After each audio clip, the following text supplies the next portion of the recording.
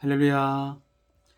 사랑하는 성도 여러분, 주 안에서 함께 문안 인사를 드립니다.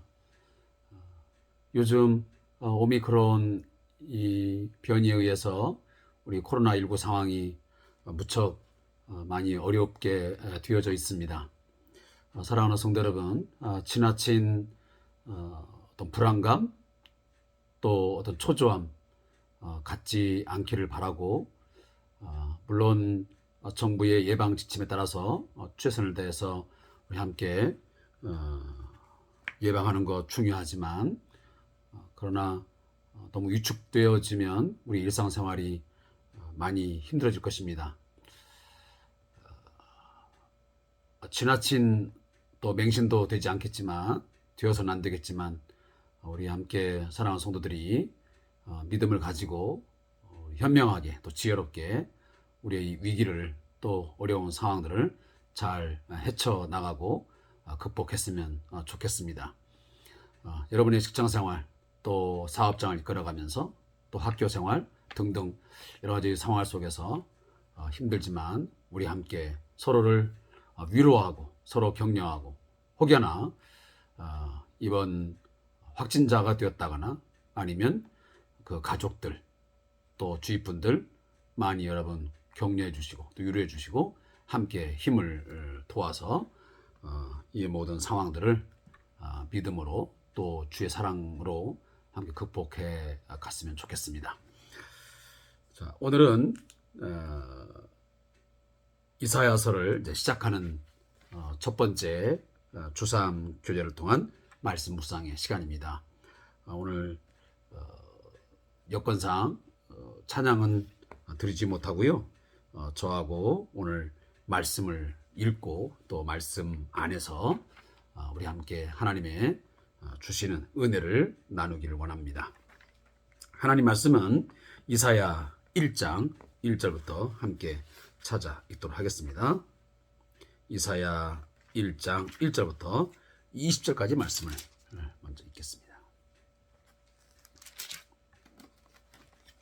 이사야 1장 1절부터 20절까지의 말씀을 함께 찾아 읽도록 하겠습니다. 제가 말씀을 읽겠습니다. 유다 왕 우시야와 요담과 아하스와 히스기야 시대에 아모스의 아들 이사야가 유다와 예루살렘에 관하여 본 계시라. 하늘이여 들으라, 땅이여 귀를 기울이라. 여호와께서 말씀하시기를 내가 자식을 양육하였거늘 그들이 나를 거역하여도다.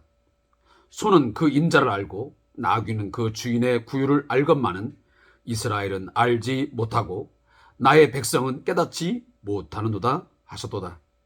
슬프다, 범죄한 나라요, 허물진 백성이요, 행악의 종자요, 행위가 부패한 자식이로다.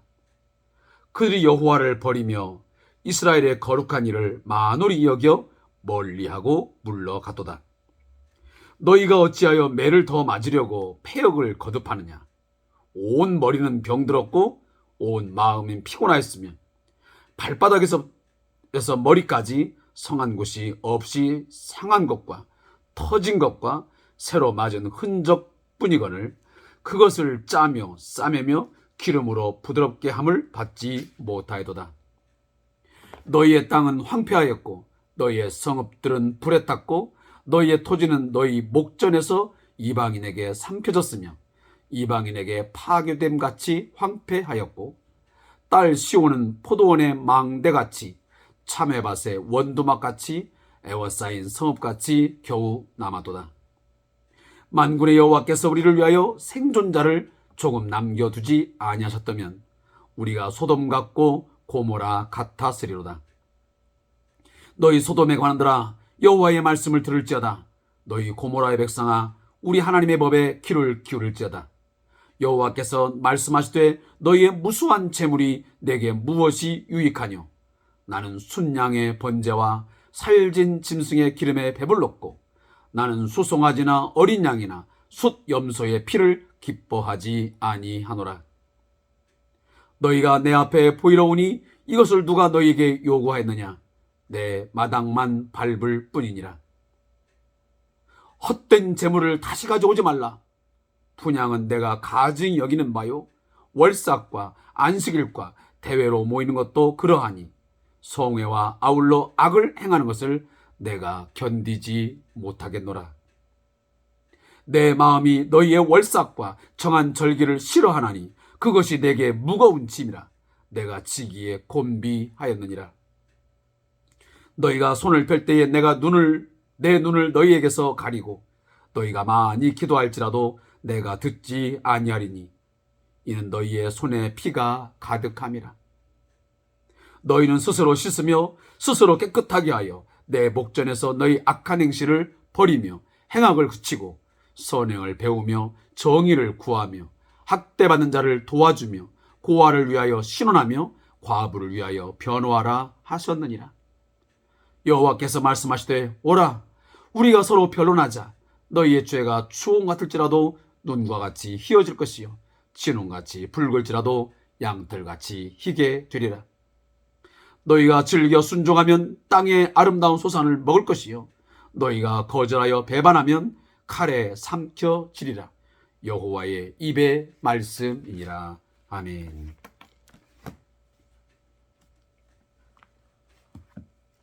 오늘부터 이사야서를 통해서 함께 말씀의 은혜를 나누게 되었습니다. 주삼규제 3월달, 4월달은 이 이사야서를 집중적으로 함께 연구하고 이 말씀 속에서 오늘 이 시대에 우리 성도들과 그리고 이 교회 공동체에게 하나님께서 무엇을 말씀하시는지 함께 깨닫고 함께 회개하고 또 믿음으로 하나님의 뜻을 깨달아 그 뜻에 순종하는 삶을 살아갈 수 있기를 주의 이름으로 축복합니다. 먼저 이사야서를 묵상하기 전에 이 책의 저자가 어느 정도 요약해 놓은 저자 및 기록 시기, 또 기록 목적과 역사적 배경, 또 주요 내용과 특징 이런 부분들을 책이 있는 분들은 10페이지 또 11페이지를 보시면서 함께 나누고 그렇지 못한 분들은 제가 잠깐 드리는 말씀이 충분하진 않겠지만 이 내용을 최대한 여러분에게 전달을 해드리도록 하겠습니다. 이사야서의 저자 및 기록 시기는 이 책의 저자는 이사야라고 하는 선지자입니다. 이 이사야 선지자는 남유다에 살면서 우스야, 요담, 아하스, 그리고 히스기야 왕 바로 이 네 왕 때에 활동한 선지자입니다. 그의 이름의 뜻은 여호와는 구원이시다라는 뜻을 갖고 있습니다. 그런 남유다가 망하기 약 100년에서 150년에 유다의 멸망과 포로에서의 해방을 예언을 했습니다. 유대의 전생에 의하면 므낫세 왕에 의해서 톱으로 켜서 죽임을 당하였다고 전해져 오고 있습니다. 따라서 본서는 하나님의 예언으로 이해를 해야 되고 특히 후반부의 내용은 이사야 말기에 바벨론 포로 시대를 바라보면서 기록한 것으로 생각을 할 수 있습니다. 두 번째는 이 이사야서의 기록 목적이 뭐냐, 역사적 배경이 뭐냐 할 때에 이사야가 활동하던 당시, 다시 하면 유다의 우스야 왕, 그리고 요담 왕, 아하스 왕, 히스기야 왕이 통치할 이 시기 때는 BC 약 8세기경인데 그 당시에 아수르라고 하는 나라가 큰 힘을 발휘하면서 그 세력이 팽창하던 때였습니다. 그러면서 그 주위에 오늘 이제 본문을 들어가면서 말씀을 드리겠지만 북쪽 이스라엘과 아람이 동맹을 맺고 이 아수르라는 큰 나라에 대항하기 위해서 결국 남유다에게 동맹을 권유합니다. 그렇지만 이 남유다의 아하스 왕은 이를 거절을 합니다. 오히려 아수르의 디글랏 빌레셀이라는 왕에게 도움을 요청하게 되지요. 그리고 아수르는 결국 남유다를 도왔지만 이사야는 이 부분에 대해서 이 남유다가 하나님을 의지하지 않고 이웃 나라의 도움을 청한 것에 대해서 매우 호되게 비판을 합니다. 결국 아수르는 BC 720년에 북쪽 이스라엘을 침공을 하여 멸망을 시키게 됩니다. 훗날에는 결국 이제 얼마 가지 못해서 남유다를 위협하는 그런 상황에 이르게 되었지요. 자, 이러한 역사적 배경들이 당시에 어떤 지리적 배경들이 있습니다. 그러니까 아수르가 가장 큰 세력을 가지면서 그 주위에 바로 아람, 남유다, 북쪽 이스라엘 이 나라들이 서로 얽히고 설키는 가운데서 상당히 팽팽한 기싸움을 하던 그런 시기였다라고 하는 것을 제가 잠시 말씀을 드리겠습니다. 특히 이 당시의 유다에는 그 경제적 부를 바탕으로 우상 숭배와 각종 죄악들이 만연했습니다. 이에 대한 징벌로 인해서 이 남유다가 멸망받게 될 것을 이사야가 예언을 하게 됩니다. 결국은 하나님의 심판을 예언을 하게 된 것이지요.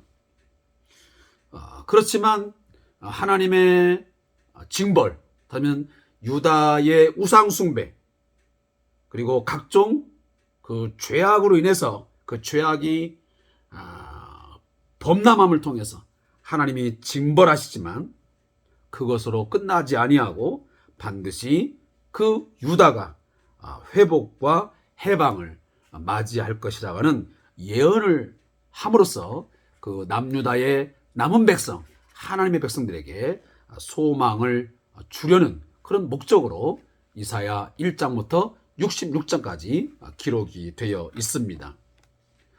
특히나 이 이사야서는 전체 장수로 봤을 때 구약의 예언서 가운데 가장 긴 예언서입니다.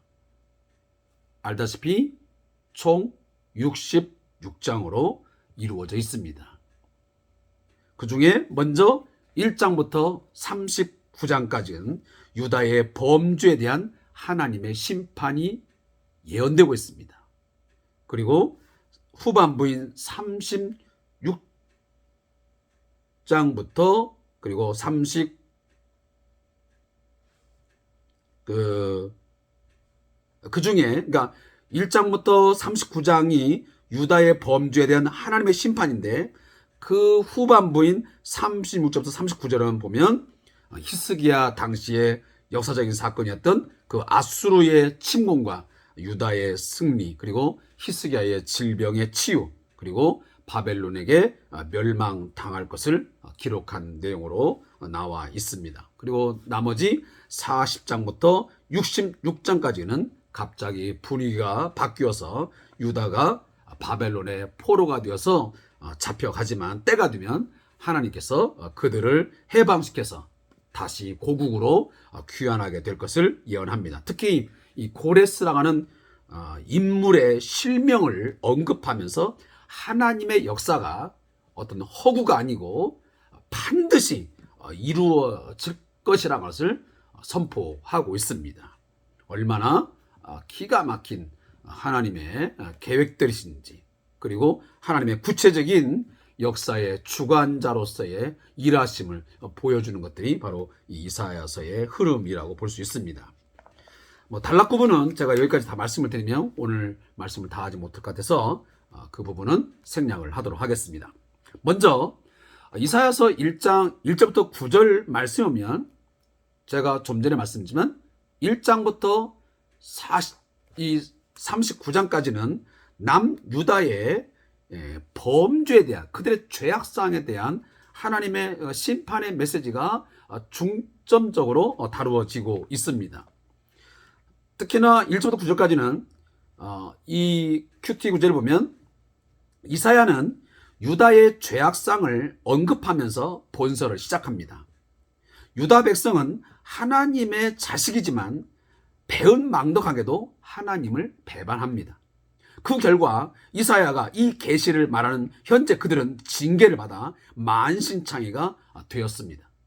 그럼에도 하나님은 유다 백성을 조금 남겨두심으로 긍휼을 완전히 버리시지는 않았다라고 하는 것을 오늘 본문에서 말씀하고 있습니다. 1장 1절을 보면 이사야서의 시대적 배경을 먼저 언급을 합니다. 제가 서두에 말씀드렸지만 유다 왕 우시야와 요담과 아하스와 히스기야 시대의 아모스의 아들 이사야가 유다와 예루살렘에 관하여 본 계시라 그랬습니다. 이 네 왕을 거치며 약 60년에 걸쳐서 활동을 하게 되었지요. 특히나 이사야는 궁궐을 자유롭게 드나들면서 사역을 감당할 수 있는 그런 유다의 상류층에 있던 사람이었습니다. 그래서 특히나 이 유다 상류층의 타락과 병폐에 대해서 매우 신랄하게 경고를 하고 선지자로서의 역할을 충분하게 감당하는 모습을 볼 수 있습니다. 그러면서 오늘 2절에 보면 하늘이여 들어라, 땅이여 귀를 기울이라, 하늘과 땅을 오늘 부르고 있습니다. 이건 뭐냐면 지금 이 남쪽 유다의 이 범죄상, 그들이 하나님 앞에 얼마나 지독할 만큼 큰 죄를 저지르고 살아가고 있는지를 내가 지금부터 하나하나 나열을 할 터인데, 고발을 할 터인데, 하늘과 땅, 다시 이 자연이 증인으로 지금 초대되고 있는 것입니다. 그래서 첫 마디가 뭐냐면 내가 자식을 양육하여 있습니다. 하나님은 하나님의 백성, 이 유다 백성들을 자식으로 여겼습니다. 우리가 창세기, 출애굽기 또 이런 내용들을 보면서 하나님은 자기 백성과의 관계를 여러 관계를 통해서 우리에게 비유적으로 말씀합니다. 그 중에 하나 대표적인 것이 하나님은 우리의 아버지시요 그의 백성은 아들이다, 또 자녀다 라는 표현입니다. 어떤 때는 하나님은 우리의 목자이시고 우리는 그의 기르시는 양이다. 어떤 때는 그분은 우리의 포도원지기, 그리고 우리는 그 밭의 포도나무, 이렇게 언급이 되기도 하고요. 때로는 하나님은 우리의 신랑이시고 우리는 그의 신부, 그의 아내이고 그분은 우리의 남편, 이런 등식으로 하나님과 우리의 관계를 많이 설명을 합니다. 근데 오늘 본문에는 하나님은 바로 자기 백성, 유다 백성들의 아버지시고 그들은 그들의 자식이었다. 근데 여기 보면 자식을 어떻게 양육하였거늘, 여기 양육이란 말은 자라게 하였거늘 이라는 에스겔서 31장 4절 말씀과 매우 흡사하게 단어가 사용되고 있습니다. 그래서 크게 만들었다, 그리고 존귀하게 했다라고 하는 이 원어적인 의미가 이 단어에 들어가 있습니다. 그런데 그들이 어떻게 했다고요? 하나님을 거역했습니다.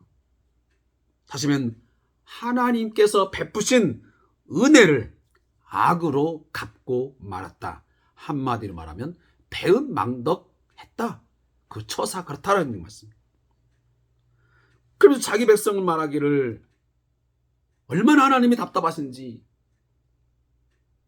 한마디로 말하면 너희들은 소나 나귀만 또 못하다. 오늘날로 말하면, 좀 쉽게 말하면 짐승만 또 못하다.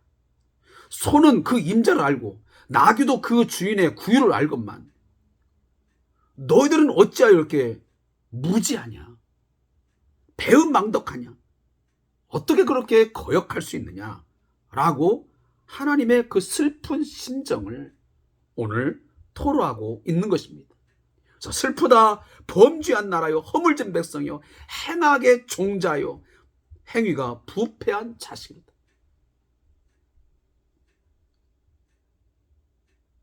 저는 이 말씀을 종종 많이 묵상합니다. 솔직히 말합니다. 오늘 이 시대를 보면서, 그리고 내 자신과 오늘 이 우리가 살아가는 세상을 보면서 동일한 메시지를, 동일한 마음을 하나님은 품으시고 말씀하지 않을까 하는 생각을 갖는 것입니다.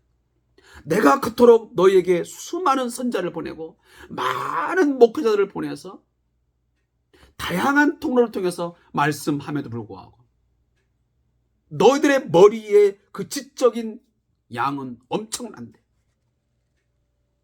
이 디지털 시대에 수많은 대중매체를 통해서 좋은 설교, 좋은 성경 해석을 통한 성경 공부 그토록 많이 했지만 너희들은 거역했다. 너희들은 그 나귀만치도 못하다. 저는 가끔 저희 요양원에 이제 그 강아지들이 꽤 많이 있습니다. 그들을 제가 그 강아지들을 이렇게 돌보면서 생각하는 게 뭐냐면, 밥을 주고 사랑을 주고 하면서 해보니까 얼마나 그들이, 그 강아지들이 벌써 발자국 소리만 나도 얼마나 반기고, 또 앞에 가면 막 두 발을 들고 너무너무 반갑게 인사를 합니다. 그리고 나름대로 자기의 어떤 감정들을 표현한 것 같아요. 제가 그걸 보면서 느끼는 뭐냐면, 때론 이 강아지가, 이 개가 사람보다 더 진실하고 더 우리의 마음을 잘 알아주고 사랑으로 보답하는구나 하는 생각을 할 때가 있습니다. 아마 제 이야기에 공감하신 분도 꽤 있으리라고 생각합니다. 그러면서 하나님이 얼마나 마음이 답답했으면 너희가 어찌하여 매를 더 맞으려고 폐역을 거듭하느냐, 온 머리는 병들었고 온 마음은 피곤했으며 발바닥에서 머리까지 상한 것이 하나도 없다. 맞고 또 맞고 또 맞아서 어디 하나 성한 데가 한 곳도 없구나. 그런데 너희들은 여기 터지고 저기 터지고 수많은 상처가 있지만 그 누구로부터 그것을 짜며 싸매며 기름으로 발라서 그 상처를 치유해 준 사람들이 아무도 없구나. 얼마나 그 처지가 가련한 처지입니까?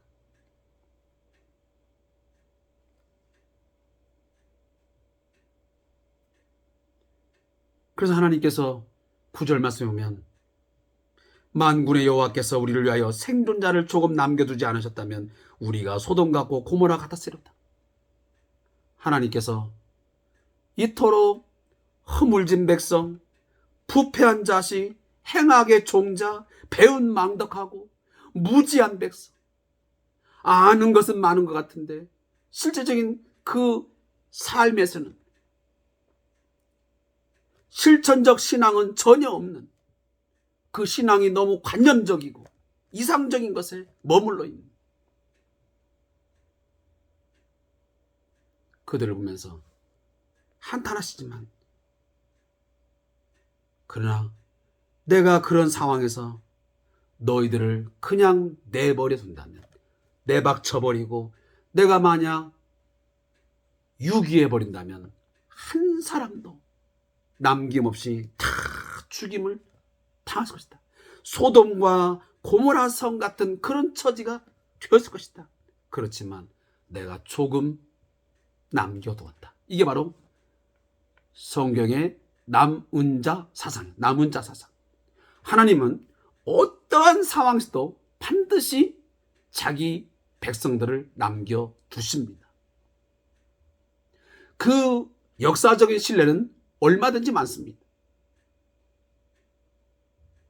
가인과 아벨에 있어서 아벨이 죽임을 당했지만 셋을 남겨두시고, 그리고 노아 시대 때에 그 모든 세상이 죄악으로 말미암아 멸망을 당하지만 그 중에 노아의 가족을 남겨두심으로 하나님은 이 믿음의 후손을 이어가셨고, 또 아브라함을 하나님이 부르셔서 그를 통해서 열국을 이루게 하셨습니다. 뿐만이겠습니까? 그 외에도 하나님은 끊임없이 시대마다 자기를 사랑하고 자기를 향하여 신앙하고 끝까지 믿음을 지키는 하나님의 사람들을 남겨두십니다. 아합이 그토록 이세벨과 정략적인 결혼을 하여 당시에 우상을 이곳저곳에 만들어 놓고 그토록 신앙을 핍박했지만 여호와의 신앙을 완전히 괴멸시켜보려고 했지만, 그러나 그 중에 하나님은 아합에게 무릎을 꿇지 아니한 하나님의 군사, 하나님의 백성 7,000명을 남겨주셨던 것 우리가 기억하지 않습니까? 모든 걸 다 베어버려도 그 중에 그루터기를 남겨두심으로 그 가운데 싹을 틔우게 하셔서 다시 그 나무가 자랄 수 있도록 하시는 하나님의 일하심, 하나님의 그 성실하심, 하나님의 또한 그 긍휼히 여기심은 지금도 여전히 저는 계속된다고 믿습니다.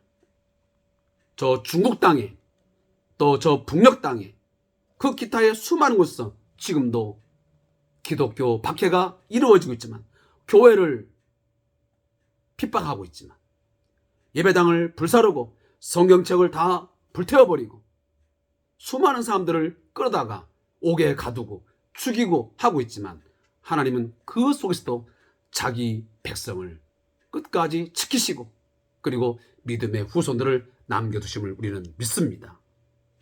오늘 하나님은 바로 그런 얘기를 하고 계십니다.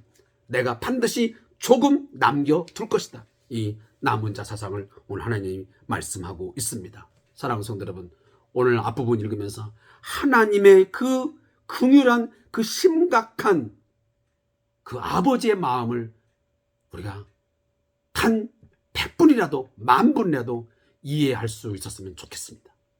하나님의 마음과 좀 공감하시라, 그런 말입니다. 그가 얼마나 슬퍼하고 얼마나 우리 교회 공동체를 보면서 우리 성도들 한 사람 한 사람 보면서 얼마나 안타까워하고 가슴 아파하고 있는지, 집을 나가서 허랑방탕하고 있는 그 자식이 언제쯤 돌아올 건가를 늘 기다리면서 그 문 밖에서 기다리는 그 아버지의 마음을 오늘 우리가 조금이나마 이해하고 그걸 마음에 깊이 깨닫는다면 우리는 주저할 거 없습니다. 더 이상 우리가 지체할 이유가 없습니다.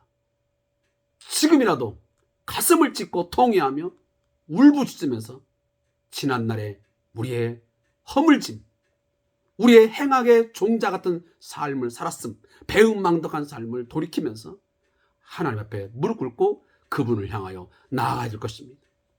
우리의 공의롭지 못하고 정의롭지 못하고 성실하지 못하고 하나님을 바라지 못하고 그저 세상의 쾌락과 세상의 향락과 그리고 사람에게 집중되어 살아갔던 우리의 모든 지난날의 이 악행들을 회개하고 하나님 말씀에 집중하여 그의 뜻을 쫓아 살아야 될 것입니다.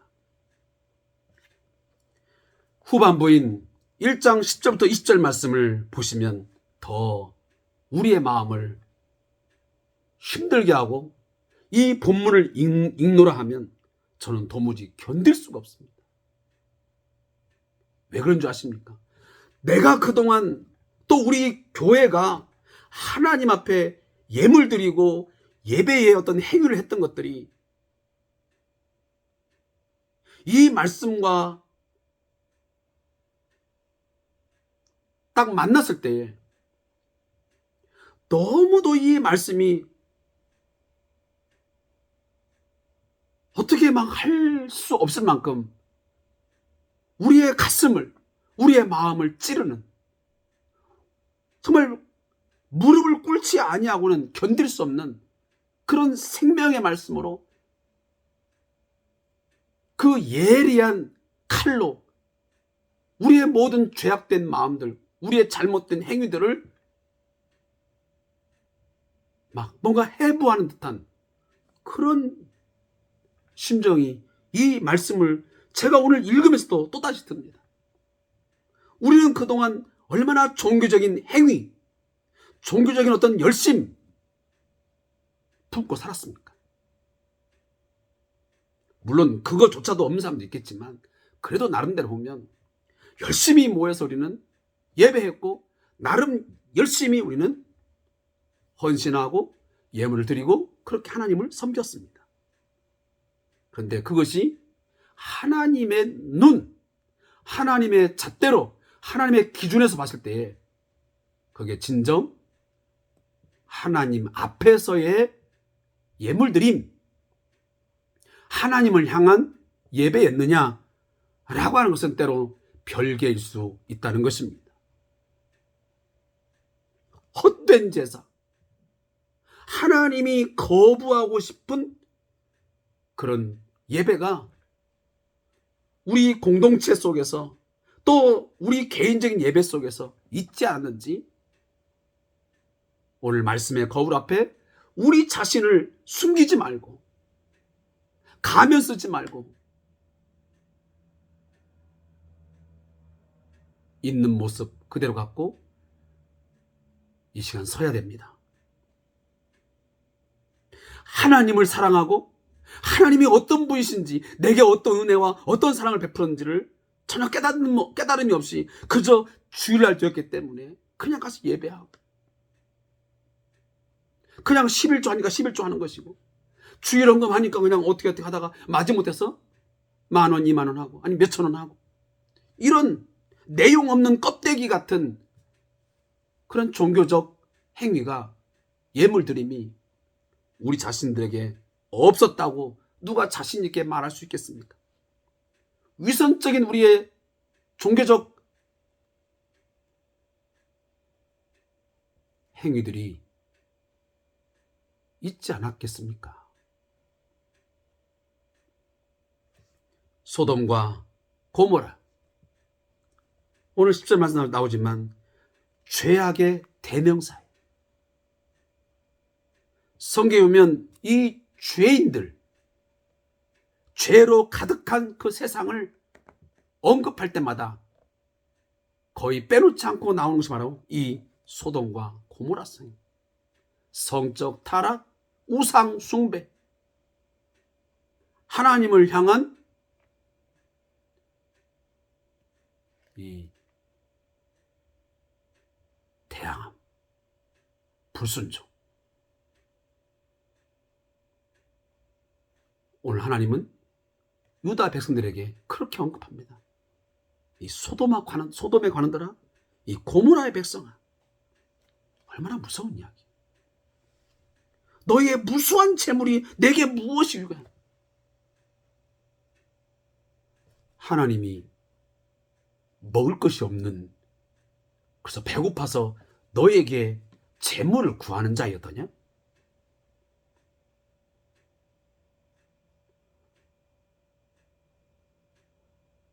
내가 너희들에게 언제 살진 짐승, 순양의 번제 그런 것만 구하더냐? 중요한 것은 너희들의 진실한 회개와 하나님 앞에서 헌신, 하나님의 사랑의 고백이었는데 그런 것들은 온데간도 없이 너희의 삶은 전혀 엉망진창, 다시 말해서 삶은 없고 그냥 껍데기만 가지고 나와서 순염소, 어린 양, 수송아지 갖고 나오는 거 다 헛된 재물이다. 제발 그런 것들은 가지고 나오지 좀 말아라. 그렇게 하면서까지 월삭, 매월 첫 달에 드리는 월삭에는 안식일, 그리고 너희가 어떤 절기가 되면 모여 사는 대회, 그것들을 볼 때마다 내가 견디지를 못하겠다. 그것이 내게 오히려 무거운 짐이다. 그러기에 너희가 헛된 재물을 가지고 나와서 나에게 아무리 기도를 하고 정성을 들이고 손을 편다 할지, 여기 손 편다는 것은 유대인들이 손을 펴고 기도하는 것을 말하는 거거든요. 그렇게 하면 내가 너희에게 눈길 하나 줄 아니? 나는 눈길을 주지 않겠다. 너희가 많이 기도할지도 난 듣지 않을 거야. 왜? 너희의 손에 피가 가득해. 이미 너희의 삶은 피가 가득해. 온갖 죄로 가득 차 있고 그 악한 행실, 그 행악을 그치지 않고 살아가면서 너희는 선행도 없고 정의를 구하고 학대받는 자를 도와주고 고아를 위하여 신원하고 과부를 위해 편호하고 이런 삶은 없으면서 그냥 단순히 때가 됐으니 모이고 때가 됐으니 그저 예물 드리고 하면 되는 것으로 나를 생각하고 예배했더냐? 헛된 제사야.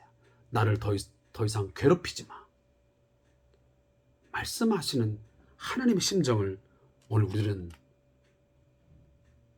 이해해야 되지 않겠습니까?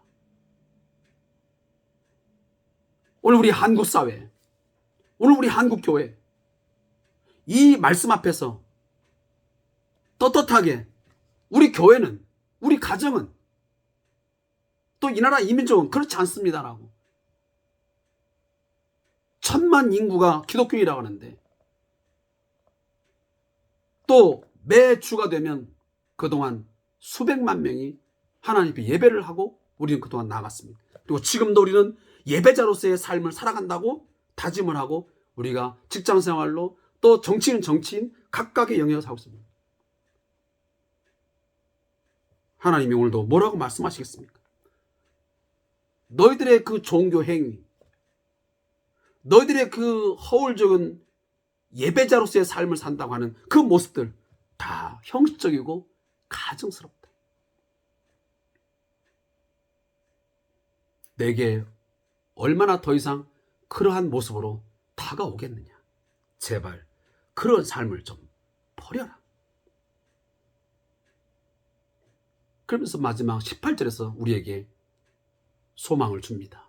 그래, 너희들이 그토록 헛된 제사, 헛된 재물, 가증히 여길 만한 그런 것이 죄가 엄청나게 정말 심각할 정도로 있지만 소망은 있다. 너희의 죄가 추홍화자도 양털같이 되고 하면서 마지막 말씀에서 보면 내가 한 말 즐겨 순종하면 땅의 아름다운 소산을 먹으면서 앞으로 행복한 삶을 살겠지만 거절하면 칼에 삼켜지리라. 여호와의 말씀이라고 말씀을 맺고 있습니다. 사랑하는 성도 여러분, 오늘 이 말씀 잘 새겨듣고 말씀에 순종하시기 바랍니다. 제가 말씀 읽다가 끝날 수도 있는데 이 말씀 좀 일단 읽겠습니다. 고대 이방 종교들을 보면 신을 달래기 위해서 제물을 드리고 제사를 드리는 경우가 많습니다. 신을 달래서 원하는 것을 얻을 수만 있다면 사람을 제물로 드리는 끔찍한 일도 자행했습니다. 이 경우 신은 정의로움과 상관없이 인간의 정성만을 취하고 복을 내리는 이기적인 존재에 불과합니다. 이런 가나안 신들의 영향을 받은 유다 백성들은 그들의 실생활과 상관없이 제물로 하나님을 섬기려 했습니다. 그러나 하나님을 믿는 신앙은 강력한 윤리성을 바탕으로 합니다. 하나님은 그분이 지으신 백성들이 삶에서 정의롭지 못한데 그저 제물을 드린다고 기뻐하실 분이 아닙니다. 살아계신 하나님을 믿는 신앙은 삶의 실제적인 정의와 예배가 함께 살아 있어야 함이 당연합니다. 하나님을 속일 수는 없습니다. 그분이 진정 천지를 창조하신 하나님이심을 믿는다면 손바닥으로 하늘을 가리려 하지 말고 삶의 가장 작은 자리에서부터 선을 행하며 그분을 섬기기 시작해야만 합니다. 마당만 밟지 말고 진정 예배자가 되십시오. 오늘 마지막으로 이 말씀을 듣고 마무리하겠습니다. 고맙습니다.